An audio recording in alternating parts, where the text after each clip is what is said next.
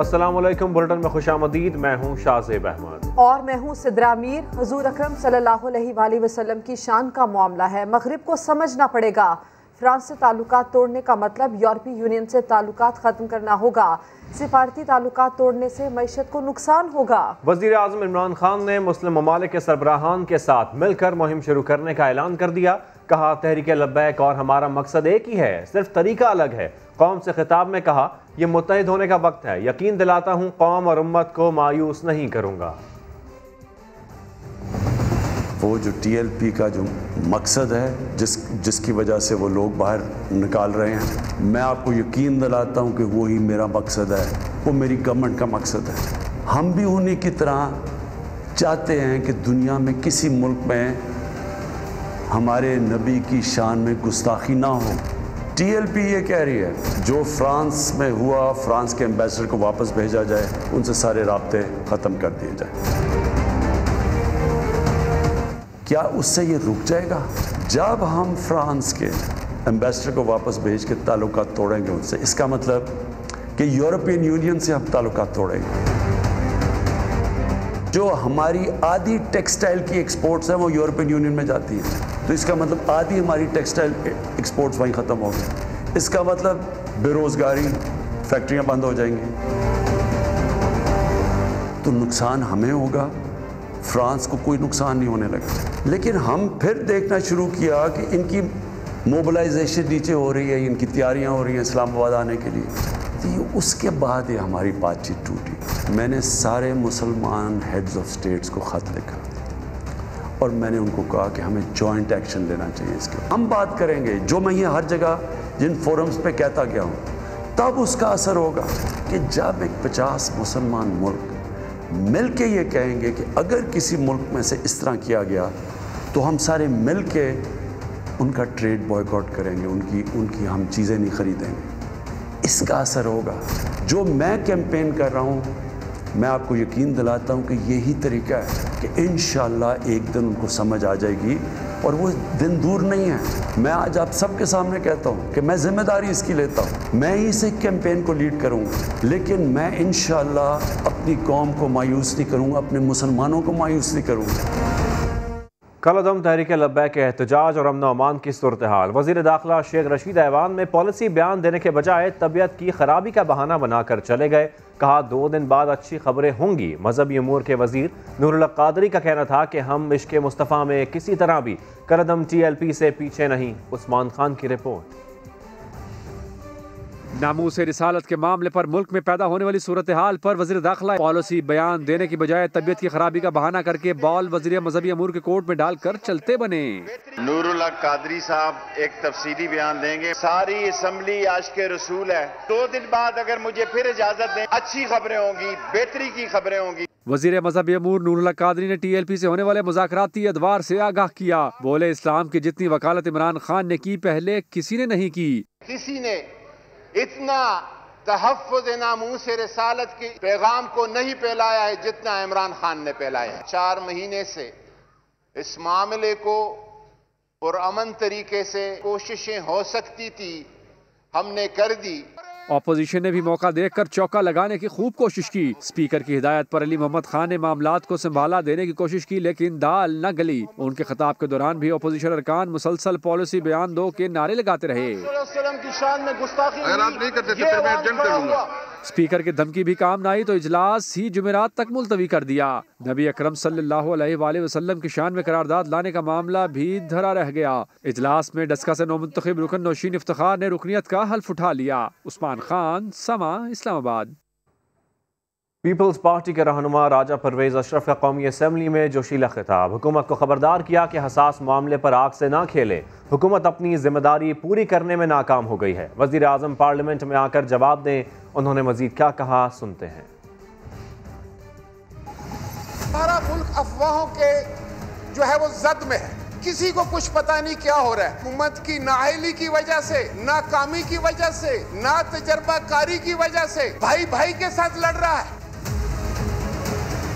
आपको याद है कि मैं वजीर आजम था, तो डेनमार्क में खाके बने थे। तौहीन रिसालत का एक मामला आया था, क्या हमने लोगों को गोलियां मारी थी? क्या हमने लोगों की लाशें गिराई थी? हमने उस वक्त यौम इश्क़े रसूल मनाया था और पूरी दुनिया पर वाज़िया कर दिया था कि रसूल मकबूल सल्लल्लाहु अलैहि वसल्लम की अजमत से बढ़कर, इज्जत से बढ़कर हमारे नजदीक कोई बड़ी बात, कोई और चीज नहीं हो सकती। लेकिन आप लोग जिस समत जा रहे हैं वो खतरनाक समत। आप जो बोल रहे हैं आपको भी काटना पड़ेगा और इस मुल्क को भी काटना पड़ेगा। आपने क्या एग्रीमेंट किया है कि आप ईवान में लेकर आए थे? किसने आपको इख्तियार दिया है कि आप एग्रीमेंट करें जाकर? आज वजीर आजम को यहाँ होना चाहिए था, पार्लियामान को जवाब दिया वजीर आजम तो। और हुकूमत आप अपनी जिम्मेदारी में मुकम्मल फेल हो। हुकूमत मुकम्मल तौर पर इसकी जिम्मेदार है जो कुछ भी हो रहा है इस वक्त मुल्क में। आपसे ज्यादा फाशिस्ट हुकूमत तो आई नहीं। जो ये कर रहे हैं, they are playing with the fire. ये बड़ा एहसास मामला है, बड़ा सेंसिटिव मामला है और आप जिम्मेदारी से जान नहीं छुड़ा सकते। कशीदगी के खात्मे के लिए कोशिशें जारी हैं। लाहौर में पहले दौर में सीज़ फायर पर इत्तेफाक हुआ। दूसरे दौर में कलअदम तंजीम ने हुकूमत के सामने 5 मुतालबात रख दिए। वज़ीर बराए मजहबी उमूर नूरुल हक कादरी के मुताबिक लाहौर पहुँचने पर रात को बातचीत का तीसरा दौर होगा। नई मशरफ भट्ट की रिपोर्ट देखिए। पुरतशद्दुद वाक़यात की रोकथाम के लिए हुकूमत और कलअदम तंजीम के दरमियान मुज़ाकरात। हुकूमत की जानिब से गवर्नर पंजाब चौधरी सरवर और वज़ीर कानून राजा बिशारत ने कलअदम तंजीम की 5 रुकनी कमेटी से बातचीत की। ज़राए के मुताबिक पहले दौर में दोनों अतराफ से सीज़ फायर किया गया। दूसरे राउंड में कलअदम तंजीम ने हुकूमती टीम के सामने 5 मुतालबात रखे हैं जिन्हें वफाक तक पहुँचा दिया गया है। हुकूमत की जानिब से ये बात पहली मीटिंग में ही क्लियर की गई है कि नक्शे अमन के तहत हिरासत में लिए गए कारकुनों की रिहाई तो हो सकती है, लेकिन दहशत गर्दी के मुकदमात में गिरफ्तार अफराद का फैसला अदालत में होगा। हुकूमती कमेटी ने दावा किया है कि मुज़ाकरात के तीसरे दौर में मामला तय होने का इम्कान है, जिसके लिए 2 वफाकी वुज़रा नूरुल हक कादरी और शेख रशीद रात इस्लामाबाद से लाहौर पहुँचेंगे। नई मशरफ भट्ट, समा, लाहौर। कराची में 4 रोज़ के दौरान सिर्फ 1 दिन का कारोबार हुआ। 2 रोज़ कोरोना की बंदिश और 1 दिन की हड़ताल से मजदूर तबका सबसे ज़्यादा मुतासर हुआ। बोल्टन मार्केट में हाथ गाड़ी चलाने वाले मेहनतकश की मुश्किलात बता रहे हैं फैसल आगाई।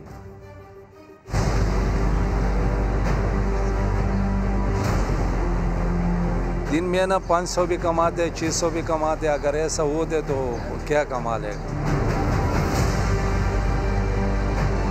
हम लोग है ना खाद रेडी का काम कर रहे हैं। ये गाड़ी खींचते, अगर मार्केट खोला होते तो कुछ मजदूरी बन जाते। अगर मार्केट बंद हो जाते तो फिर है ना ऐसा हालात है जो रोटी का भी फिर पता नहीं लगता।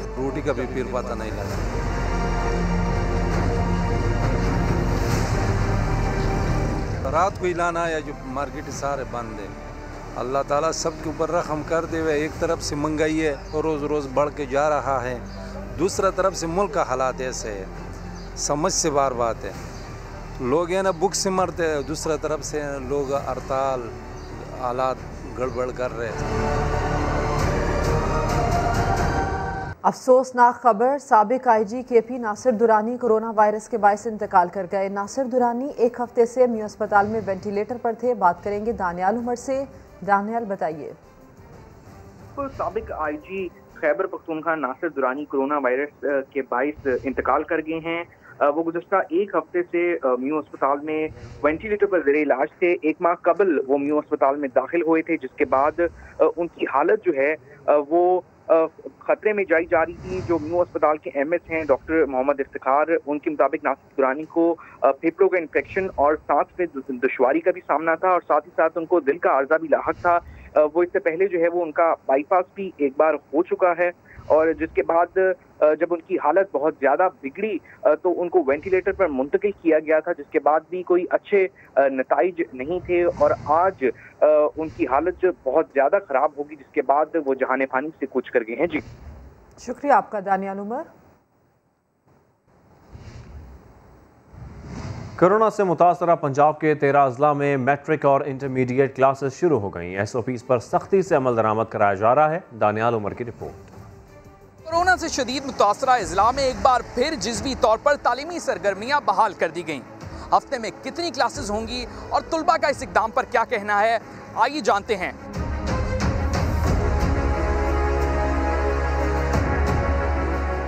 पंजाब हुकूमत का इम्तिहानात से कबल मुश्किल फैसला। 12% से ज्यादा मस्बत शरह वाले इजला में स्कूल और कॉलेजेस बहाल। सिर्फ 9वीं, 10वीं, 11वीं और 12वीं जमात को बुलाया गया है। ओ और ए लेवल्स की क्लासेस भी होंगी। कोरोना SOPs पर सख्ती से अमल दरामद कराया जाएगा। आधे तुलबा पीर और आधे जुमेरात को आएंगे। पीर वाले दिन और जुमेरात वाले दिन आपने स्कूल जरूर हाजिर होना है, लेकिन ये मास्क जो है इसको लगाकर। तुलबा के मुताबिक छुट्टियों में पढ़ाई का हर्ज हुआ, अब बोर्ड के इम्तिहानात की तैयारी करेंगे। बहुत ज़्यादा छुट्टियां गुजार के आए हैं, दिल तो कर रहा था, अब इंशाल्लाह अच्छा पढ़ेंगे और इम्तिहान में अव्वल आएंगे। असातिज़ा के मुताबिक एक रोज आने वाली जमात को हफ्ते भर के लिए होमवर्क दिया जाएगा। तालिब इल्मों को पढ़ाई के साथ साथ अपनी दोहराई का भी मौका मिलेगा। हमने बच्चों को सेल्फ असेसमेंट के लिए कुछ ऐसे सवालात देते हैं कि वो पढ़ के याद करके खुद उनका जवाब लिखें। पंजाब के इम्तिहानी बोर्ड्स के मुताबिक 10वीं और 9वीं जमात के इम्तिहानात 25 मई, जबकि 12वीं और 11वीं के इम्तिहानात का आगाज 3 जुलाई से होगा। कैमरामैन लियाकत बशीर के साथ दानियाल उमर, समा, लाहौर। कराची के इलाके क़य्यूमाबाद में ट्रेलर की टक्कर से मोटरसाइकिल सवार 2 दोस्त जान बहक हो गए। जुबैर और अरशद एम्ब्रॉयडरी का काम करते थे। समा के chief crime reporter Ahmed Rehman Khan ने शाम के वक्त पेश आए वाक़े के बाद क्या देखा, आपको दिखाते हैं। जी बिल्कुल, क़य्यूमाबाद पे पुल पर जो है वो एक ट्रैफिक हादसा पेश आया है, जिसमें एक ट्रॉलर की जानिब से जो है वो टक्कर मारी गई है एक मोटरसाइकिल पर, जिससे मोटरसाइकिल पर सवार 2 अफराद जिसमें ज़ुबैर और उज़ैर हैं, वो दोनों जो है वो जाँ बहक हुए हैं और दोनों बहुत ही करीबी दोस्त थे। दोनों एम्ब्रॉयडरी के काम से वाबस्ता थे। हुआ ये कि जब वो अपने काम ख़त्म करके अपने एम्ब्रॉयडरी का काम जो है वो किसी पार्टी को को दिखाने के लिए जा रहे थे, इसी दौरान ये हादसा पेश आया है। एक ट्रॉलर जो कि ब्रिज से नीचे उतर रहा था, KPT ब्रिज से नीचे उतर रहा था, वो अपना तवाज़ुन जो है वो बरकरार नहीं रख सका और उसने आगे चलने वाली मोटरसाइकिल को कुचल दिया, जिसमें ये दोनों दोस्त जो है वो सवार थे।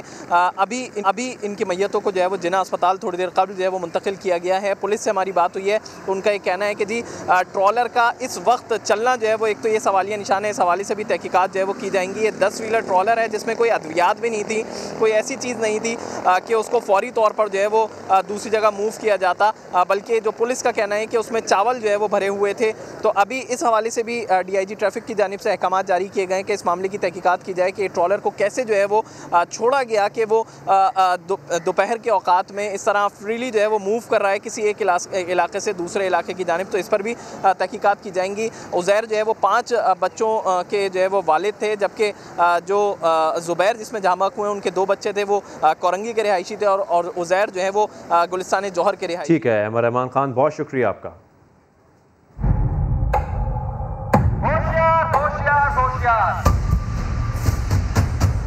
एक अहम ऐलान नोट फरमाएं। अगर आप मिलावट, नाप तोल में कमी, जखीरा अंदोज़ी करते हैं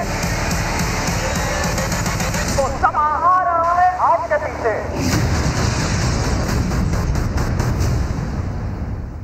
गाय और बकरे के गोश्त की कीमतों में मुसलसल इजाफा। इंतजामिया 3.5 साल से एक ही कीमतों वाली रेट लिस्ट जारी करने का कारनामा अंजाम दे रही है। कराची से रिपोर्ट कर रहे हैं सैयद रिजवान आलम। ये है गाय और बकरे के गोश्त की कीमतों की 2018 की जारी करदा सरकारी रेट लिस्ट। प्राइस लिस्ट दरियाफ्त की है। ये 3.5 साल पुरानी रेट लिस्ट है। इसमें वही रेट है जो आज की रेट लिस्ट में जो है कमिश्नर ऑफिस ने जो है जारी किए हैं। दुकानदार कहते हैं कि ये मामला 3.5 साल नहीं बल्कि इससे भी ज़्यादा पुराना है। पहले ऐसे ही होता था, कमिश्नर की टीम जाती थी मंडी, 4-6 बकरे खरीदती थी, उनको ज़िबा कराती थी, उनके गोश्त का होलसेल लगाती थी, रिटेल लगाती थी, फिर लिस्ट देती थी। 7 साल से यही लिस्ट है, 7-8 साल से। अब आप बताओ ना, 7-8 साल में दुनिया की चीज़ कहाँ से कहाँ हो गई। शहर में बछिया का हड्डी वाला गोश्त 650 रुपये से 700 रुपये फ़ी किलो तक फ़रोख्त किया जा रहा है, जबकि सरकारी रेट 380 रुपये फ़ी किलो मुकर्रर है। इसी तरह बछिया का बगैर हड्डी वाला गोश्त 780 रुपये से 850 रुपये फ़ी किलो फ़रोख्त किया जा रहा है, जबकि इसकी सरकारी कीमत 470 रुपये है। 700 से कम मिलेंगे कहीं नहीं मिला, आप देख लो जाके पूरे शहर में। बकरे के गोश्त की कीमत का तो पूछिए ही मत। सरकारी रेट तो 740 रुपए फी किलो है, लेकिन दुकान पर जाएं तो 1300 रुपए से 1400 रुपए फी किलो से कम पर बकरे का गोश्त नहीं मिलता। मगर इस पर बस नहीं, हर साल की तरह इस बार भी रमजान आते ही गाय और बकरे का गोश्त 50 रुपए से 150 रुपए फी किलो महंगा कर दिया गया है। कैमरामैन फरहान यूसुफ के साथ सैयद रिजवान आलम, समा, कराची।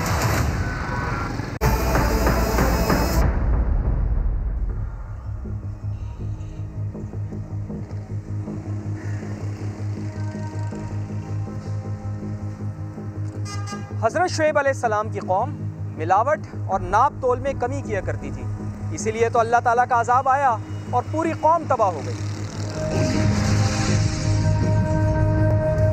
नबी करीम सल्लल्लाहु अलैहि वसल्लम ने फरमाया, हराम माल का कोई सदका कबूल नहीं किया जाएगा।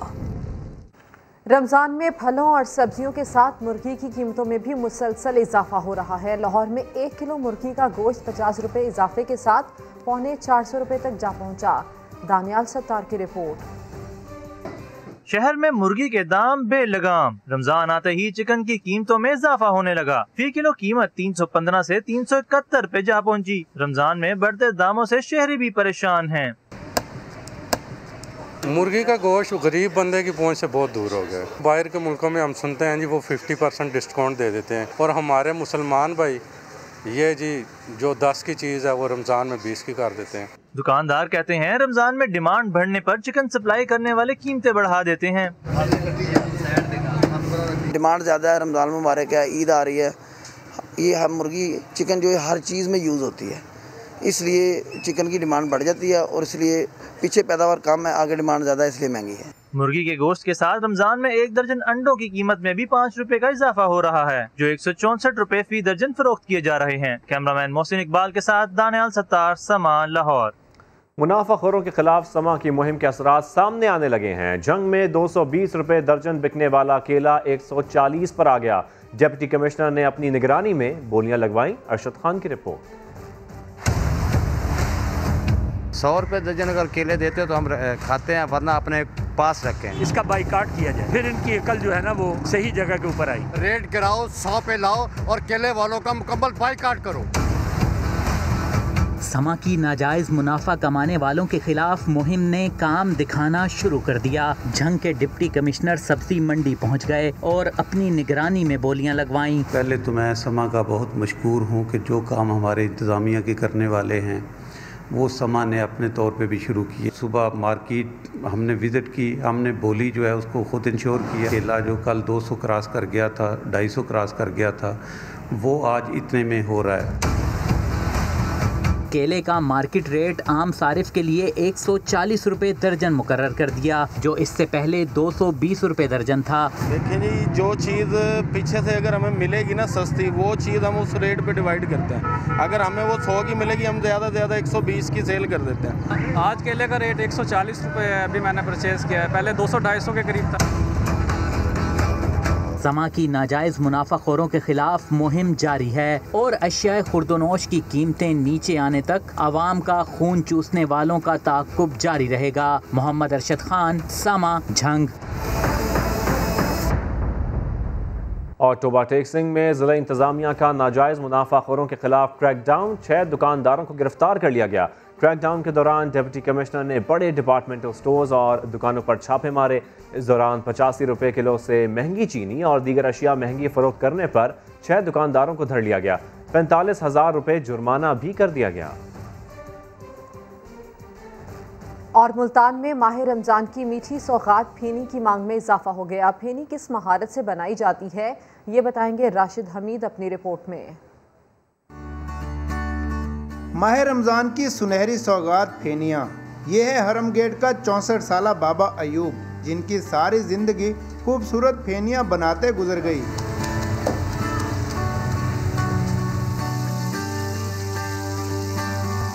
खूब महारत से बनाई गई फेनियों की मांग माह रमज़ान में बढ़ जाती है। ये 45 साल से बना रहे हैं हम। ये जब लच्छेदार बनती है ना तो ये खूबसूरती होती है, ये गाह को खींचती है। मैदे, दूध और घी से बने गोल पेड़े रोटी की शक्ल में कढ़ाई में जाते ही लच्छेदार बन जाते हैं। इसे शहरी शौक से खाते हैं। ये फेवनियाँ हर साल हम मतलब रमज़ान शरीफ के पर हम खाते हैं। मीठी सौगात है, लेने आए हैं, ख़रीदने आए हैं और सारा रमज़ान खाते हैं। इसके बगैर अफ्तारी में मज़ा नहीं आता। रिवायती अंदाज से बनाई गई मीठी सौगात और रोज़ादारों की पसंदीदा ग़िज़ा फेनी की धीमी खुशबू एक माह तक शहर की गलियों में बसी रहती है। कैमरामैन अकमल खोखर के साथ राशिद हमीद, समा, मुल्तान। रहीम यार खान में जेब खुतरा इफ्तारी की खरीदारी के लिए कतार में खड़े शहरी का मोबाइल फ़ोन ले उड़ा। मनाजिर CCTV कैमरे ने महफूज कर लिए। वाक़या थाना सिटी की हदूद में स्वीट मार्ट में पेश आया। फुटेज में जेब खुतरे को शहरी की जेब से मोबाइल फ़ोन निकालते हुए देखा जा सकता है। चोर का चेहरा वाज़ेह होने के बावजूद पुलिस मुलजिम को ताहाल गिरफ्तार नहीं कर सकी। अहम खबर एबटाबाद से, जहां पसंद की शादी के तनाज़े पर लड़के वालों ने दुल्हन के घर में फायरिंग कर दी। 3 अफराद जाँ बहक हो गए। नुमाइंदा समा आतिफ कयूम हमारे साथ मौजूद हैं। आतिफ, क्या डिटेल्स हैं? ये फैसल ने चंद माह कबल जो है शादी की थी। थाना नाड़ा की हदूद के ये रहायशी है और आज जो है लड़के के जो रिश्तेदार हैं उन्होंने लड़की के रिश्तेदारों के घर के ऊपर जो है वो फायरिंग कर दी है और जिसमें जो है 3 अफराद जो है वो जाँ बहक हो चुके हैं। इस वक्त जो लाशें हैं उनको डिस्ट्रिक्ट हेडक्वार्टर जो अस्पताल है हवेलिया, वहाँ पे जो है मुंतकिल किया जा रहा है और पुलिस का यही कहना है कि 7 अफराद के खिलाफ जो है वो मुकदमा जो है वो दर्ज कर लिया गया है और मुलजमान की गिरफ्तारी के लिए जो है वो छापे वगैरह मारे जा रहे हैं। ये बताता चलूं कि लड़का फैसल और वो लड़की जो दोनों जो है वो पुलिस ने गिरफ्तार किए हुए हैं और दोनों जेल जो है इस वक्त मुंतकिल हुए हैं। जी ठीक है, आप तफसीलन आगाह कर रहे थे। खबर है एबटाबाद से, जहां पसंद की शादी के तनाज़े पर लड़के वालों ने दुल्हन के घर में फायरिंग कर दी। 3 अफराद इसमें जाँ बहक हो गए। आतिफ कयूम, बहुत शुक्रिया आपका। एक और अफसोसनाक खबर मानसेरा से, जहां जीप दरियाई कुनहार में गिर गई। जीप में बच्ची समेत 3 अफराद सवार थे। एक शख्स की लाश निकाल ली गई, दीगर की तलाश जारी है। आपको बताएं, अफसोसनाक खबर है मानसेरा से, जहां जीप दरियाई कुनहार में गिर गई। जीप में बच्ची समेत 3 अफराद सवार थे। एक शख्स की लाश निकाली गई जबकि दीगर की तलाश जारी है। कराची में रमज़ान मुबारक के दौरान फ्लड लाइट्स क्रिकेट के मुकाबले तो होते ही हैं, अब पहली बार बरकी कुमकुमों में फुटबॉल टूर्नामेंट भी जारी है। हुज़ैफा खान की रिपोर्ट।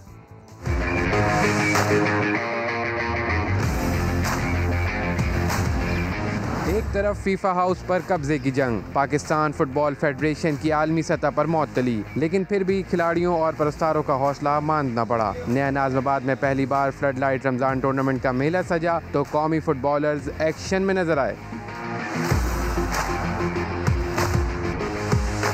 पाकिस्तान फुटबॉलर्स आप देख रहे हो काफ़ी टैलेंट है। अगर एक्टिविटीज़ मिलेंगे फुटबॉलर्स को ज़्यादा मज़ीद इम्प्रूव करेंगे। कराची में काफ़ी ज़्यादा मतलब फुटबॉल्स के रात को जो फील्ड लाइट इवेंट्स होते हैं उनको काफ़ी ज़्यादा लोग इंजॉय करते हैं। इवेंट ऑर्गेनाइज़र नासिर इस्माइल का कहना है, फीफा और FC को पैगाम देते हैं कि फ़ुटबॉल हमारी ऑक्सीजन है। हम ये मैसेज देना चाहते हैं फीफा को, FC को और दूसरी कंट्रीज़ को कि हम लोग अच्छे लोग हैं, फुटबॉल हमारे खून में बसी हुई है, हम फुटबॉल खेलना चाहते हैं। आपस में बैठ के इस मसले को हल करके पाकिस्तान को नए ट्रैक पे लाया ताकि ये बच्चे जो आज खेल रहे हैं ये इंटरनेशनल इवेंट में भी शिरकत करें। तमाशाइयों की बड़ी तादाद भी मैच से खूब महसूस हुई।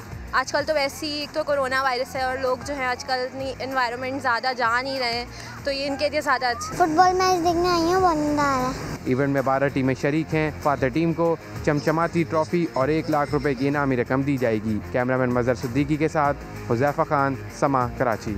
आगे बढ़ते हुए आपको खबर दें, मली डेवलपमेंट अथॉरिटी के additional director general Abdul Nasir Khan को करप्शन पर बरतरफ कर दिया गया। उन पर जालसाजी से कीमती ज़मीनों की अलॉटमेंट का इल्ज़ाम था। बात करेंगे समा के नुमाइंदे मोहम्मद अली हफीज़ से। अली, इस मामले की तफसील बताइए। जी बिल्कुल, मली डेवलपमेंट अथॉरिटी की जो है करोड़ों रुपए की, अरबों रुपए की अराजी थी जिसको जो है मुबैन तौर पर जालसाजी से जो है बंदरबांट की गई थी, हड़प किया गया था। इसकी तहकीकात महकमा बल्दियात सिंध कर रहा था। तहकीकात के अंदर जो है अब बाकायदा जो है फाइंडिंग्स आ गई हैं, जिसके बाद सेक्रेटरी बल्दियात ने DG MDA को खत लिखा। इसमें कहा गया कि एडिशनल जो है जो नासिर खान है एडिशनल DG उनको बरतरफ कर दी गई और जबकि और दीगर अफसरान थे उनको पहले बरतरफ किया गया था। अब कहा गया है इस लेटर के मुताबिक कि जो सीनियर अफसर है MDA के अंदर उनको एडिशनल DG का चार्ज दिया जाए। काफी अरसे से जो है तहकीकात जारी थी। अहम मामला है, अब देखना ये कि नया अफसर कौन आता है, जबकि नासिर खान पे संगीन इल्जाम से बदनामी के, करप्शन की तहकीकात की गई। तहकीकात के बाद बाकायदा इसीलिए उनको बरतरफ कर दिया गया। तफसील के लिए आपका शुक्रिया मोहम्मद अली हफीज। बोलो कराची में आज बात करेंगे जहांगीर रोड की, जहां से गुजरने वालों को काले पानी की सजा दी जा रही है। रिहायशी दानियाल कहता है दरखास्तें दे देकर थक गए लेकिन कोई सुनवाई नहीं हुई। कहां हैं वो लोग जो वोट के लिए आते हैं, कहां हैं वो लोग जो झंडे लगाने आते हैं। मेरा नाम दानियाल है, मैं जहांगीर रोड का रिहायशी हूँ। यहाँ का गटर का पानी कितना रोड पे आ गया है। ये जहांगीर रोड का मेन डबल रोड है, इतना ट्रैफिक होता है यहाँ पर, या चलने की भी जगह नहीं होती। ये लोग घर से बाहर नहीं निकल पा रहे हैं, मस्जिद नहीं जा पा रहे हैं गटर के पानी की वजह से। कहाँ हैं वो लोग जो वोट के लिए आते हैं, कहाँ हैं वो लोग झंडे लगाने के लिए यहाँ पर आते हैं। मसला हल करवाने को कोई तैयार नहीं है। हमने हर ऑफिस में दरख्वास्त दी है, वाटर एंड सीवरेज बोर्ड में हमने दरख्वास्त दी है, कोई हमारा मसला हल कराने को तैयार नहीं है। मेरी गुजारिश है गवर्नमेंट से, मेहरबानी करके इस रोड को ऑन करें। कम से कम गलियों को तो छोड़ दें, कम से कम मेन रोड का तो मसला हल करके दें। नैब ने Nooriabad power plant money laundering reference की नकुल एहतसाब अदालत में पेश कर दी हैं। मुराद अली शाह की हाजिरी से मुस्तकिल इस्तिस्ना की दरख्वास्त पर अदालत ने नैब से जवाब मांग लिया। वजीर आला सिंध कहते हैं जो मंसूबा 100 मेगावाट बिजली दे रहा हो उस पर रेफरेंस बनाकर सरकारी वसाइल ज़ाया किए जा रहे हैं। सुहेल रशीद की रिपोर्ट देखिए। Nooriabad power plant money laundering reference की समाअत वजीर आला सिंध मुराद अली शाह की एहतसाब अदालत में दूसरी पेशी। आइंदा के लिए हाजिरी से मुस्तकिल इस्तिस्ना की दरखास्त दायर कर दी। अदालत का नैब को नोटिस जवाब तलब कर लिया। नैब ने बस, वैन और कार में भरकर लाई गई रेफरेंस की नकुल भी अदालत में पेश कर दी। मीडिया से गुफ्तगू में जाले रहनुमा ने कहा, हमने कामयाब तवानाई मंसूबा लगाया, गाड़ियाँ भरकर रेफरेंस की कापियाँ लाने को फजूल खर्ची करार दे दिया। 68 वॉल्यूम की एविडेंस है, जो कुछ भी दिया है इतने का तो पावर प्लांट नहीं था पूरा, जितने इन्होंने कागज और दरख्त तबाह किए हमारे मुल्क के। वजीर आला की कोरोना की रोकथाम के लिए वफाकी हुकूमत की पॉलिसियों पर भी कड़ी तनकीद। कहा जरूरत पड़ी तो सूबाई सतह पर अपने फैसले खुद करेंगे। पोर्ट कराची का बिल्कुल उसी तरीके से जारी रखें विद SOPs, लेकिन सिर्फ आप इंटर सिटी पैसेंजर ट्रैफिक जो है पब्लिक ट्रांसपोर्ट वो बंद करें। मेरी बात नहीं मानी गई, लगता है कि वफाक एक्शन नहीं लेगी और हमें ही कुछ एक्शन करना पड़ेगा। एहतसाब अदालत ने केस में गैर हाजिर मुलजिम अली जफर के वारंट गिरफ्तारी जारी कर दी है। तमाम मुलजमान को अदालत से रेफरेंस की नकुल हासिल करने का हुक्म। मजीद समाअत 5 मई तक मुलतवी कर दी गई। Chief justice Lahore high court ने शहबाज शरीफ की दरख्वास्त जमानत पर 3 रुकनी फुल बेंच तश्कील दे दिया। बेंच 21 अप्रैल को समाअत करेगा। शहबाज शरीफ की दरख्वास्त पर फुल बेंच के सरबराह जस्टिस अली बाकर नजफी होंगे, जबकि दीगर अरकान में जस्टिस आलिया नीलम और जस्टिस शहबाज रिजवी शामिल हैं। शहबाज शरीफ की दरख्वास्त जमानत पर लाहौर हाई कोर्ट के 2 रुकनी बेंच में इख्तलाफ के बाद मामला chief justice Lahore high court को भेजा गया था। ऐसे में शरीफ फैमिली के लिए एक और बड़ी मुश्किल, नैब का इश्तिहारी नवाज शरीफ की जब्त शुदा तमाम जायदादें नीलाम करने का फैसला। एहतसाब अदालत से बाकायदा दरख्वास्त दायर कर दी। अदालत ने इश्तिहारी नवाज शरीफ को बार बार बुलाया लेकिन वो न आए। अब उनकी जब्त की गई सारी जायदादों की बोली लगेगी। नैब ने बड़ा और कड़ा फैसला कर लिया। नीलामी से हासिल शुदा रकम कौमी खजाने में जमा कराई जाएगी। इजाजत के लिए जायदाद की तफसील पर मुश्तमिल दरख्वास्त एहतसाब अदालत में दायर। कौमी एहतसाब ब्यूरो के मुताबिक जब्त शुदा जायदादें लाहौर, शेखुपुरा, मरी और एबटाबाद में हैं। लाहौर में 1752 कनाल, मौजा मानक में 936 कनाल, मौजा बडुकसानी में 299 कनाल ज़रई अराजी शामिल। रायविंड में 103 कनाल, सुल्तानकी में 312 कनाल अराजी भी जब्त है। अदालत से शेखुपुरा के इलाके मंडियाली में 14 कनाल और मौजा फिरोज वतन में 88 कनाल जमीन भी नीलाम करने की इस्तदा की गई है। मरियम नवाज ने मरी और छंगला गली वाला घर अपनी वालदा कलसूम नवाज की मलकियत होने का एतराज उठा रखा है। एहतसाब अदालत से मंजूरी के बाद बाकी तमाम जायदाद नीलाम की जा सकेगी। नवाज शरीफ को एहतसाब अदालत ने 17 अगस्त 2020 को इश्तिहारी करार दिया था। नैब ने जायदाद जब्त की के बाद 6 माह से ज्यादा अरसा गुजर जाने पर नीलामी का फैसला किया है। आगे बढ़े और आपको बताएं, तब्दीली सरकार के 2.5 साला दौरे हुकूमत में चौथे वजीर खजाना ने अपने ओहदे का चार्ज संभाल लिया। शौकत तरीन की 11 साल बाद वजारत में वापसी। कहते हैं मुआशी बेहतरी के लिए बहुत से मंसूबे हैं। शकील अहमद की रिपोर्ट। ये तो वही जगह है, गुजरे थे हम जहां से। नए वफाकी वजीर खजाना शौकत फयाज तरीन की 11 साल बाद वजारत खजाना में वापसी। तब्दीली सरकार के 2.5 साल दौर में असद उमर, अब्दुल हफीज शेख और हमाद अजहर के बाद चौथे वजीर खजाना के तौर पर चार्ज संभाल लिया। वज़ीर आज़म के मुआवने खुसूसी बराए रेवेन्यू डॉक्टर वकार मसूद और सेक्रेटरी खजाना कामरान अली अफसल ने वज़ीर खजाना को मुआशी सूरत हाल और नए माली साल 2021-22 के बजट की तैयारियों के बारे में ब्रीफिंग दी। मीडिया से गैर रस्मी गुफ्तगू करते हुए कहा, आइंदा बजट की तैयारी शुरू कर दी है, बहुत जल्द अपनी तरजीहात का ऐलान करूँगा। मुझे भी कुछ समझ हो ना, आज पहला दिन है, 11 साल के बाद आया हूँ इधर, मुझे तो नहीं पता ना यहाँ क्या हो रहा है। सब बताऊंगा यहाँ प्रायोरिटी क्या है, किस तरह करना है, क्या टाइम लाइन है। नए वजीर खजाना की ज़ेर सदारत पहला इजलास महंगाई के मामले पर हुआ। सेक्रेटरी प्लानिंग और चीफ शुमारियात से मुलाकात के दौरान वजीर खजाना ने ज़िलाई सतह पर होलसेल और रिटेल कीमतों के मवाजने की हिदायत कर दी। शौकत तरीन ने कहा, महंगाई की बुनियादी वजूहात पर काबू पाने से अवाम को रिलीफ मिलेगा। वजारत खजाना के मुताबिक नेशनल प्राइस मॉनिटरिंग कमेटी का इजलास 1 हफ्ते के अंदर होने का इम्कान है। शकील अहमद, समा, इस्लामाबाद। नए माली साल के बजट के लिए अहम अहदाफ के तयन का अमल जारी है। विफाकी तरक्याती बजट 150 अरब से इजाफे से 800 अरब रुपए रखने का प्लान। दिफाई बजट में भी 35 अरब रुपए का इजाफा किया जाएगा। बात करेंगे समा के नुमाइंदे शकील अहमद से। बताइए शकील। देखिए, जो तरक्याती बजट है वो 650 अरब से बढ़ाकर 800 अरब रखने की तजवीज़ है। 10% जो फंड हैं वो तरक्याती फंड वो पानी के मंसूबों पर खर्च होंगे, भाषा डैम, मोहम्मद डैम, इस तरह के दीगर मंसूबे हैं। दिफाई बजट में 35 अरब इजाफे की तजवीज़ है, 1330 अरब रखे जाएंगे। और टैक्सेस में अहम इस्लाहत की जा रही हैं। खिदमात, रियल स्टेट, होलसेल, रिटेल शोबों में टैक्स बढ़ाया जाएगा, जबकि खुराक, तालीम और ज़रूरी जो सेहत के जो चीज़ें हैं उनके अलावा तमाम अशिया पर टैक्स छूट खत्म की जाएगी। GST स्टैंडर्ड रेट पर लागू होगा। कर्जों पर सूद के लिए 3105 अरब, जबकि सब्सिडीज के लिए 42 अरब इजाफे के साथ 501 अरब खर्च करने की तजवीज़ है। तनख्वाहों पर 510 अरब, पेंशन की अदायगी पर 480 अरब खर्च होंगे। नए बजट की तैयारियां जारी हैं और आगाह करने के लिए आपका शुक्रिया शकील अहमद। गुजरांवाला पुलिस ने 50 से ज़ायद वारदातों में मतलूब बदनाम ज़माना इश्तिहारी मुलजिम को हंगरी से गिरफ्तार कर लिया। मुलजिम को इंटरपोल के जरिए पाकिस्तान मुंतकिल कर दिया गया। मोहसिन खालिद की रिपोर्ट। दहशतगर्दी, भत्ताखोरी, कत्ल, इक़दाम कत्ल और अगवा की 50 से ज़ायद वारदातों का मास्टरमाइंड आतिफ जमान उर्फ आती लाहौरिया बिलाकर कानून के शिकंजे में आ गया। आती लाहौरिया को इंटरपोल के जरिए हंगरी से पाकिस्तान लाया गया। इश्तिहारी मुजरिम कई मुल्कों में बैठकर पाकिस्तान में गैंग वॉर नेटवर्क चलाता था और इंटरनेट कॉल्स के जरिए लोगों से भत्ता वसूल करता था। आती लाहौरिया पर पुलिस इंस्पेक्टर समेत 10 अफराद के कत्ल का भी इल्ज़ाम है। एक कत्ल के केस में जो है जिसमें 6 लोग जो है वो मर्डर हुए हैं, उसमें ये अक्यूज़्ड है। पुलिस वालों के ऊपर फायरिंग करने में, पुलिस अफसर को जो है वो शहीद करने में। गुजरांवाला पुलिस ने 17 मुकदमात में मतलूब सफ़ाक मुजरिम को 2017 में हंगरी में गिरफ्तार करवाया। ताहम मुजरिम ने अपने ऊपर लगाए गए तमाम इल्ज़ामात मुस्तरद कर दिए। तो मेरा कुछ ऐसा कोई ख़ास जुर्म नहीं है। अगर मुझे किसी ने पैसा दिया तो वो मेरे पास आ जाए। अगर मैंने किसी से कुछ मुकाबला किया तो वो अफसर मुझे बता दे, हाँ मेरे साथ तेरा मुकाबला। आतिफ लाहौरी का ताल्लुक नवाही इलाके अलीपुर चट्ठा से है, जबकि उसका करीबी साथी चंदू भट्ट पहले ही पुलिस की हिरासत में है। कैमरामैन शब्बीर हुसैन के साथ मोहसिन खालिद, समा, गुजरांवाला। ब्रेक के बाद हाजिर होंगे हेडलाइंस के साथ। आप देखते रहिए समा।